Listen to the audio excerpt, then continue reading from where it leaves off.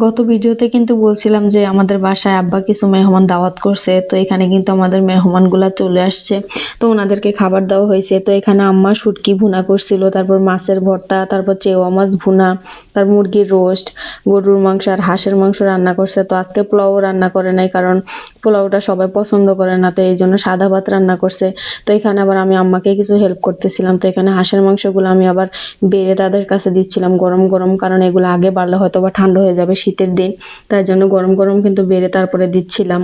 তো মেহমান বলতে কিন্তু ওনারা হচ্ছে আব্বার একদম কাছের লোক, কাছের মানুষ বলতে পারেন, যে একদম সবসময় চলাফেরা করে। ওনাদেরকে কিন্তু দাওয়াত করছে মাহফিল উপলক্ষে। তো যাওয়ার সময় কিন্তু একটা কাকা আবার আমার মেয়েকে আর আমার বোনের ছেলেকে টাকা দিয়ে গেছে।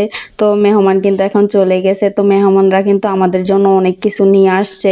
তো এই খাবারগুলো কিন্তু আমার অনেক পছন্দের খাবার, কারণ এইগুলা সবগুলাই কিন্তু একদম ঐতিহ্যবাহী খাবার, কারণ এগুলা মেলা, তারপরে মাহফিল, এই শীতের দিনে যে মাহফিল মেলাগুলো হয় ওগুলাতে কিন্তু বেশিরভাগ সময় পাওয়া যায়। তো এখানে আবার তারা ভাই বোন মিলে একসাথে মিষ্টি খাচ্ছে।